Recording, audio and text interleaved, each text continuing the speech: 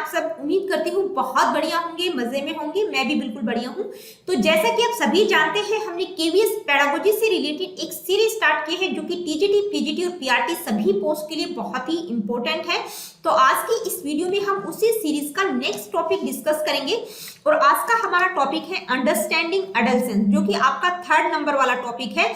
Understanding adolescence needs, challenges and implications for designing institutional support. इस topic को आज की इस वीडियो में हम डिटेल में डिस्कस करेंगे। देखिए, इस टॉपिक से रिलेटेड एमसीक्यूज मैंने आज की वीडियो में नहीं डाल पाऊंगी क्योंकि वीडियो बहुत लंबा हो जाएगा। टॉपिक अपने आप में बहुत बड़ा है, ठीक है। तो आज के इस वीडियो में सिर्फ टॉपिक को समझेंगे, अगले वीडियो में इसी टॉपिक से रिलेटेड आप लोगों को एमसीक्यूज मिल जाएंगे। तो चलिए स्टार्ट करते हैं आज की इस वीडियो को। What is adolescence? देखिए, सबसे पहले हम एडोलेसेंस को समझेंगे। एडोलेसेंस को वैसे तो मैं करवा चुकी हूँ, लेकिन आज का ये अलग से टॉपिक है, तो हम आज की इस वीडियो में इसी टॉपिक को डिटेल में समझेंगे। एडोलेसेंस का मतलब क्या होता है? हिंदी में हम इसको कहते हैं किशोरा अवस्था, ठीक है। किशोरा अवस्था क्या होती है, इसके बारे में हम बेसिक जानेंगे। तो देखिए, एडोलेसेंस जो शब्द है वो लैटिन वर्ड एडोल्सियर से निकला है, जिसका मतलब होता है to grow, to become mature, यानी कि जिसका मतलब क्या होता है? मैच्योरिटी की तरफ जाना, यानी कि बच्चा मैच्योरिटी की तरफ ग्रो कर रहा है।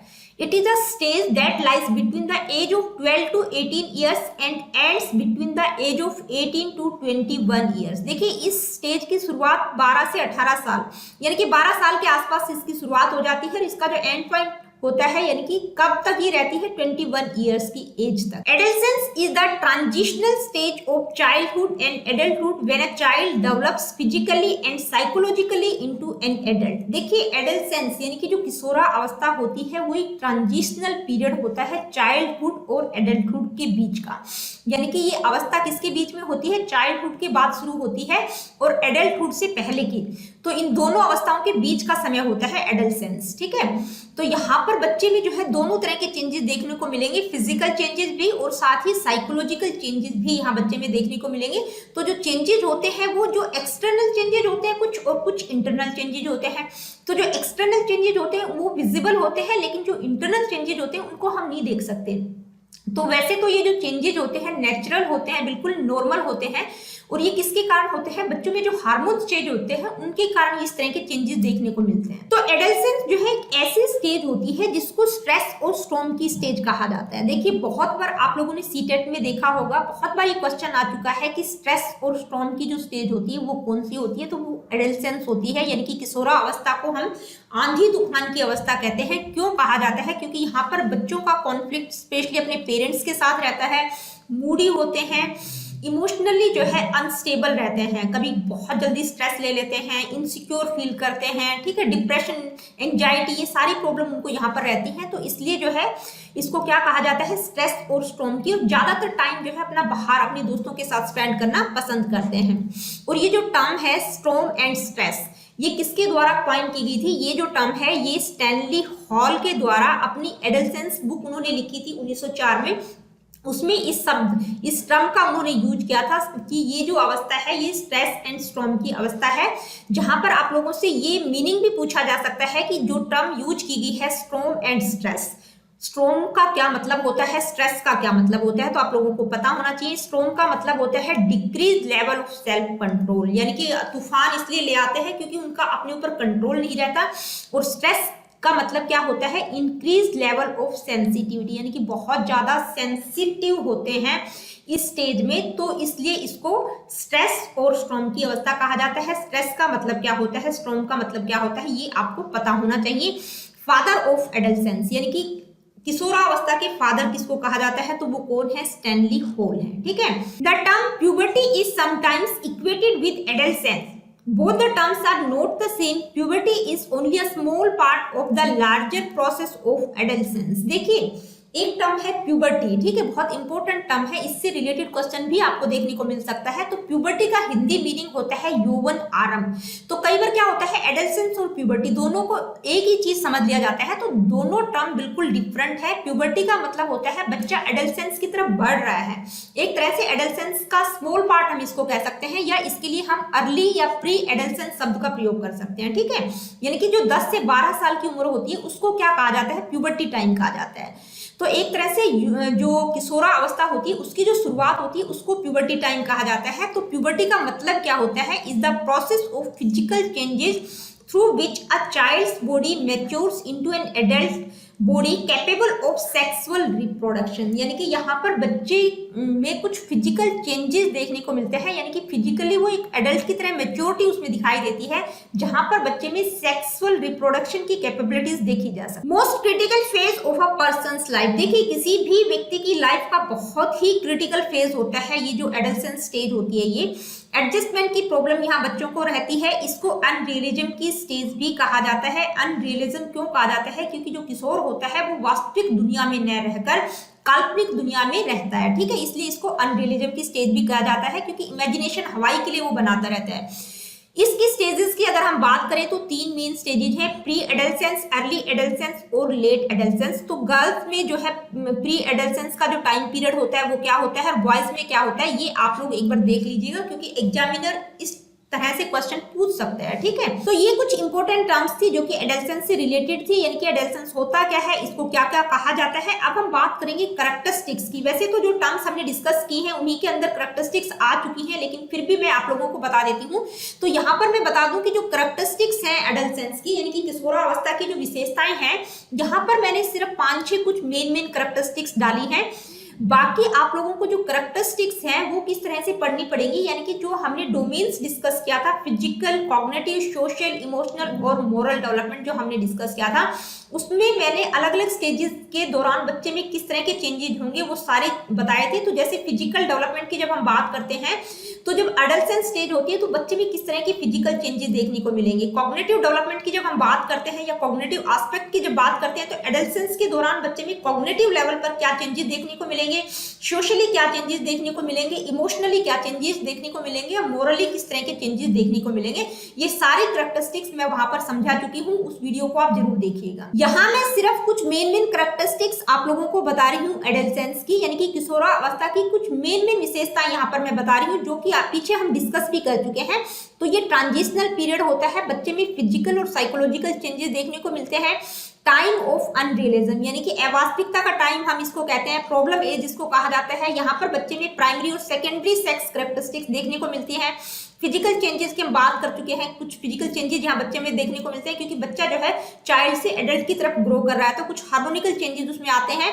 As of search for identity, यहाँ पर बच्चा अपनी पहचान बनाने की कोशिश करता है। इसके अलावा हीरोइज्म है, यानी कि हीरो वर्शिप की जो क्वालिटी होती है वो कौन से एस्पेक्ट के दौरान होगी। पीर प्रेशर रहता है या पॉलिटिकल पार्टीज का इन्फ्लुएंस रहता है। ये बहुत सारी कैरेक्टरिस्टिक्स है, ये अलग अलग डोमेन में मैंने आप लोगों को पढ़ाई है, तो उनको जरूर देखिएगा, तभी आप लोगों को ये जो टॉपिक है एडोलेसेंस का अलग अलग एस्पेक्ट में कौन कौन सी कैरेक्टरिस्टिक्स देखने को मिलेंगी तब अच्छे से आपको समझ आ जाएगा। अब हम बात करेंगे नीड्स ऑफ एडोलेसेंट्स, यानी कि जो किशोर होता है उसकी आवश्यकताएं क्या क्या होती है। तो देखिए वैसे अगर हम नीड्स की बात करें तो वो वेरी करती रहती है, लेकिन कुछ कॉमन नीड्स की यहाँ हम बात करेंगे, क्या क्या कॉमन नीड्स हो सकती हैं किशोरों की। फर्स्ट है फिजिकल एंड इमोशनल सेफ्टी की नीड, यानी कि शारीरिक और संवेगात्मक सुरक्षा की। तो जैसे ही बच्चा जो है प्यूबर्टी यानी कि अर्ली एडोलेसेंस में प्रवेश करता है तो उसके सामने कुछ चैलेंजेस होते हैं, उनके इंटरपर्सनल रिलेशनशिप जो होते हैं उनमें उनको कुछ चैलेंजेस फेस करने पड़ते हैं। तो यहाँ पर बच्चे के लिए जो है सिक्योर और सपोर्टिव इन्वायरमेंट अगर हो तो वो फिजिकली और इमोशनली सेफ महसूस करेगा। तो बहुत जरूरी है फिजिकल और इमोशनल सेफ्टी की नीड। नेक्स्ट है आइडेंटिटी फॉर्मेशन। देखिए जो किशोर होता है वो अपनी पहचान बनाने की कोशिश कर रहा होता है इस स्टेज में। तो जो बच्चा होता है, जो इंडिविजुअल होता है, वो अपनी आइडेंटिटीज, वैल्यूज और बिलीफ को एक्सप्लोर और एक्सप्रेस करने की कोशिश करता है। तो इस तरह की अपॉर्चुनिटीज की उसको आवश्यकता होती है ताकि वो अपनी पहचान का निर्माण कर सके, अपनी पहचान बना सके। नेक्स्ट है इंडिपेंडेंस एंड ऑटोनोमी, यानी कि स्वतंत्रता और स्वायत्तता की आवश्यकता। देखिए as they move towards adulthood, यानी कि जब जो किशोर होता है वो एडल्टहुड की तरफ, वयस्क अवस्था की तरफ जा रहा होता है, तो उनको इस तरह की अपॉर्चुनिटीज दी जाए ताकि वो अपनी स्वतंत्रता और अपने आप को आत्मनिर्भर बना सके। इस तरह के अवसर उनको दिए जाने चाहिए, इस तरह के अवसरों की आवश्यकता उनको होती है। नेक्स्ट है रिलेशनशिप बिल्डिंग। देखिए संबंध निर्माण की आवश्यकता। Adolescents need supportive relationships with peers, families and mentors to help them navigate the challenges of this stage of life. देखिए जो किशोर होते हैं, जो एडolescents होते हैं, इस स्टेज में बहुत सारी चुनौतियों का सामना करते हैं। तो उनके जो रिलेशनशिप हैं वो अगर सपोर्टिव होंगे, उनके पेरेंट्स, उनके साथी और जो भी मेंटर्स हैं उनके अगर रिलेशनशिप सपोर्टिव होंगे तो वो क्या कर पाएंगे कि इन चुनौतियों का सामना वो आसानी से कर सकते हैं। तो उनको सपोर्टिव रिलेशनशिप की भी आवश्यकता होती है। तो ये कुछ बेसिक नीड्स की हमने बात की। अब हम बात करेंगे चैलेंजेस ड्यूरिंग एडolescence। देखिए किशोरावस्था के दौरान बच्चों के सामने क्या क्या चैलेंजेस आते हैं। तो कुछ कॉमन चैलेंजेस यहाँ पर मैं आप लोगों को बता रही हूँ। मेंटल हेल्थ यानी कि मानसिक स्वास्थ्य से रिलेटेड प्रॉब्लम यहाँ बच्चों को फेस करनी पड़ती है। Stress, anxiety and depression are common during this period as adolescents face pressure to perform academically, socially and emotionally. देखिए यहाँ पर जो किशोर होता है उसके ऊपर एकेडमिकली, सोशली और इमोशनली बहुत ज्यादा प्रेशर होता है, जिसके कारण वो स्ट्रेस, एंजाइटी और डिप्रेशन का शिकार रहता है। ये सारी प्रॉब्लम उसको फेस करनी पड़ती है। नेक्स्ट है substance abuse. Substance abuse is a significant risk factor for adolescents particularly during times of stress and insecurity। देखिए जो किशोर होता है जब वो बहुत ज्यादा प्रेशर में होता है, उसके ऊपर बहुत ज्यादा स्ट्रेस होता है या उसके अंदर जो है इनसिक्योरिटी की फीलिंग होती है, तो वो कुछ ना कुछ सब्सटेंस यूज करने लग जाते हैं। तो ये एक बहुत बड़ा चैलेंज है, यानी कि जैसे अल्कोहल या ड्रिंकिंग का वो सेवन करने लग जाते हैं ताकि अपनी जो भी स्ट्रेस, तनाव उनके ऊपर है उसको कम कर सकें। नेक्स्ट है रिस्क टेकिंग बिहेवियर। देखिए कई बार क्या होता है, जो एडolescent होता है, जो किशोर बच्चा होता है, वो इस तरह के कामों में इंगेज हो जाता है जो कि बहुत ही रिस्की होते हैं, जैसे किसी ड्रग सप्लाई वगैरह में इंगेज हो जाते हैं या अनप्रोटेक्टेड सेक्स हम कह सकते हैं। वो ऐसे काम क्यों कर जाते हैं, क्योंकि वो सोचते हैं कि वो बहुत ज्यादा स्वतंत्र है और अपनी आइडेंटिटी या अपनी पहचान को बना सकते हैं, स्टैब्लिश कर सकते हैं। तो ये सब चीजें दिखाने के लिए वो रिस्की व्यवहार भी कई बार कर जाते हैं। नेक्स्ट है कॉन्फ्लिक्ट विद पेरेंट्स। देखिए बच्चों का जो है यानी कि जो किशोर होते हैं उनका अपने पेरेंट्स के साथ बहुत ज्यादा कॉन्फ्लिक्ट रहता है, यानी कि उनके दोनों के विचार बहुत कंट्राडिक्टरी होते हैं। क्यों? क्योंकि पेरेंट्स कुछ कहना चाहते हैं, बच्चे बिल्कुल सुनना नहीं चाहते। वो अपने आप को एक तरह से इंडिपेंडेंट मानना शुरू कर देते हैं। वो क्या चाहते हैं, वो स्वतंत्रता और ऑटोनोमी यानी कि स्वायत्तता चाहते हैं। वो किसी अथॉरिटी फिगर के अंडर काम नहीं करना चाहते। ठीक है। नेक्स्ट है मूड डिस्ट्रप्शन। देखिए यहाँ पर जो किशोर होता है उसका जो मूड होता है वो बदलता रहता है, यानी कि किस कारण से बदलता है, एक तो हार्मोनल चेंजेस के कारण और दूसरा साइकोलॉजिकल स्ट्रेस की बात हम कर सकते हैं, यानी कि साइकोलॉजिकली भी उनमें कुछ चेंजेस देखने को मिलते हैं। तो कई बार क्या होता है कि वो बहुत ज्यादा गुस्से में होते हैं, कभी डिप्रेशन में, कभी एंजाइटी का शिकार हो जाते हैं। क्यों हो जाते हैं? क्योंकि जो उनके इमोशंस होते हैं, इमोशनली वो मैच्योर नहीं होते, अपने इमोशंस पर वो कंट्रोल नहीं कर पाते। इसके कारण उनका जो मूड होता है वो स्विंग करता रहता है, बार बार बदलता रहता है। ठीक है। तो ये कुछ मेन चैलेंजेस की बात हमने की जो कि एडolescence के दौरान देखे जा सकते हैं। अब हम बात करेंगे implications for designing institutional sport. देखिए पहले तो आप लोगों को इसका मतलब पता होना चाहिए। डिजाइनिंग इंस्टीट्यूशनल स्पोर्ट का मतलब क्या है? इंस्टीट्यूशनल का मतलब होता है संस्थागत। ठीक है। संस्थागत, स्पोर्ट का मतलब सहायता और डिजाइनिंग का मतलब है रूपरेखा तैयार करना। ठीक है। कहने का मतलब क्या है? इम्प्लीकेशन का मतलब जो भी निहितार्थ होंगे, जो फायदे होंगे। ठीक है। यानी कि संस्थागत सहायता की जो रूपरेखा डिजाइन की जाए, यानी कि किस तरह से जो इंस्टीट्यूट्स हैं वो एडolescent किशोर बच्चों की सहायता कर सकते हैं। तो जो भी कार्यक्रम तैयार किए जाएं उनका जो इम्प्लीकेशन रहेगा वो क्या रहेगा, मेनली ये पूछा गया है। तो सबसे पहले आप लोगों को पता होना चाहिए कि जो इंस्टीट्यूशनल सपोर्ट, जो संस्थागत सहायता होती है वो क्या क्या हो सकती है, यानी कि इंस्टीट्यूट जो है किस तरह से एडolescents जो किशोर बच्चे हैं उनकी सहायता कर सकता है। तो एक फर्स्ट पॉइंट है सेफ एंड स्पोर्टिव इन्वायरमेंट। जो भी इंस्टीट्यूट होंगे वो बच्चों को सेफ और सिक्योर स्पोर्टिव इन्वायरमेंट प्रदान कर सकते हैं। Opportunities for personal and academic development, यानी कि उनकी पर्सनल और एकेडमिक डेवलपमेंट के लिए कुछ ना कुछ अवसर उनको प्रदान किए जा सकते हैं। मेंटल हेल्थ सपोर्ट उनको दिया जा सकता है। पॉजिटिव रिलेशनशिप, देखिए इंस्टीट्यूट जो है बच्चों को अपने जो भी उनके साथी लोग हैं, एडल्ट्स हैं, उनके साथ उनकी रिलेशनशिप बेहतर बन सके, इस तरह की अपॉर्चुनिटीज या इस तरह के कार्यक्रम अपने इंस्टीट्यूट में ऑर्गेनाइज करके उनकी हेल्प कर सकते हैं ताकि उनके जो रिलेशनशिप है वो बेहतर बन सके। तो इस तरह से जो इंस्टीट्यूट होता है वो सपोर्ट कर सकता है एक एडolescent की। ये हमें बेसिक चीजें जानी कि भाई इंस्टीट्यूट किस तरह से सपोर्ट कर सकता है।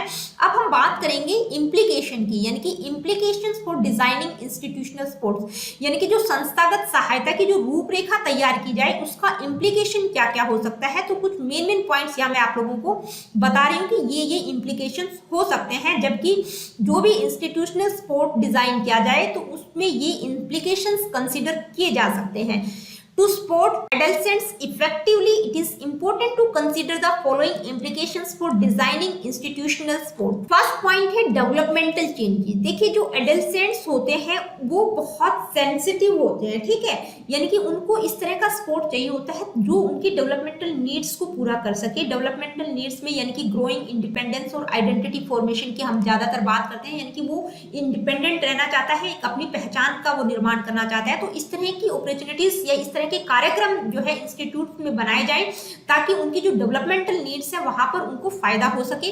नेक्स्ट है कॉग्निटिव डेवलपमेंट। देखिए adolescents are capable of more complex reasoning and abstract thinking which should be taken into account when designing sport programs and activities. तो देखिए जो एडोलसेंट्स होते हैं वो कॉम्प्लेक्स रीजनिंग और उनमें एब्स्ट्रैक्ट थिंकिंग का डेवलपमेंट हो जाता है जब हम कॉग्निटिव एस्पेक्ट की बात करते हैं, यानी कि उनका लेवल जो है कॉग्निटिव लेवल काफी हाई हो जाता है। तो जो भी प्रोग्राम जो भी एक्टिविटीज ऑर्गेनाइज की जाए तो उसमें जो है उनके कॉग्निटिव लेवल को भी ध्यान में रखा जाना चाहिए। नेक्स्ट पॉइंट क्या है? नेक्स्ट पॉइंट है इमोशनल रेगुलेशन। देखिए जो एडोलसेंट्स होते हैं वो क्या करते हैं, इमोशनली जो है अपने इमोशंस के साथ उनका स्ट्रगल चलता रहता है क्योंकि वो इमोशनली स्ट्रांग नहीं होते हैं, मैच्योर नहीं होते, अनस्टेबल हम कह सकते हैं, क्योंकि बहुत जल्दी वो स्ट्रेस में आ जाते हैं, एंजाइटी डिप्रेशन का शिकार हो जाते हैं, तो अपने इमोशंस पर वो कंट्रोल नहीं कर पाते। तो जो भी स्पोर्ट प्रोग्राम तैयार किए जाए वो इस तरह की अपॉर्चुनिटीज प्रदान करें ताकि जो भी एडोलसेंट्स हैं, जो किशोर बच्चे हैं, वो अपनी खुद की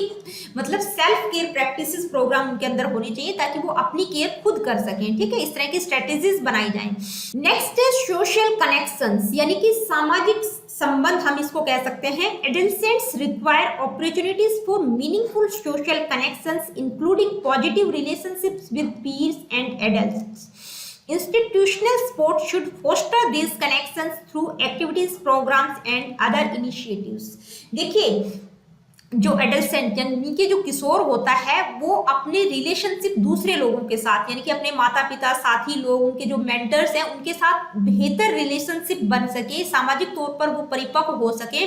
तो इंस्टीट्यूशनल सपोर्ट क्या हो सकता है कि भाई इस तरह के कार्यक्रम, प्रोग्राम या इस तरह के इनिशिएटिव लिए जाने चाहिए इंस्टीट्यूशंस के द्वारा ताकि इस तरह के जो सोशल कनेक्शंस हैं उनको बेहतर बनाया जा सके या उनके जो रिलेशनशिप हैं उनको फोस्टर किया जा सके, उनको बढ़ावा दिया जा सके ताकि वो बेहतर बन सके। नेक्स्ट है डाइवर्सिटी। देखिए डाइवर्सिटी का मतलब होता है विविधता। तो जो एडोलसेंट्स होते हैं वो किसी एक पर्टिकुलर जगह से तो नहीं आते, यानी कि किसी भी संस्था में जब वो प्रवेश लेते हैं तो एक पर्टिकुलर जगह के तो बच्चे नहीं होते, अलग अलग बैकग्राउंड के होते हैं, डाइवर्स बैकग्राउंड उनका होता है, कोई साउथ का है, कोई नॉर्थ का है, कोई नॉर्थ ईस्ट का है, ठीक है। तो उनके जो एक्सपीरियंसेस और पर्सपेक्टिव होते हैं वो बिल्कुल यूनिक होते हैं।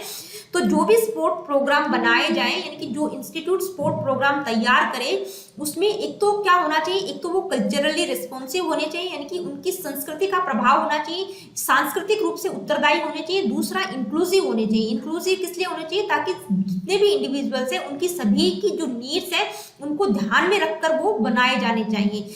तो ये कुछ इंपॉर्टेंट इम्प्लीकेशंस हम कह सकते हैं, यानी कि इन इम्प्लीकेशंस को कंसीडर किया जा सकता है जब कोई संस्थागत सहायता की रूपरेखा तैयार की जाए ताकि जो एडोलसेंट्स हैं, जो किशोर बच्चे हैं, उनकी जो भी नीड और चैलेंजेस हैं उन यानी कि उनकी जो आवश्यकता है और उनकी जो चुनौतियां हैं उनका सामना वो कर सके।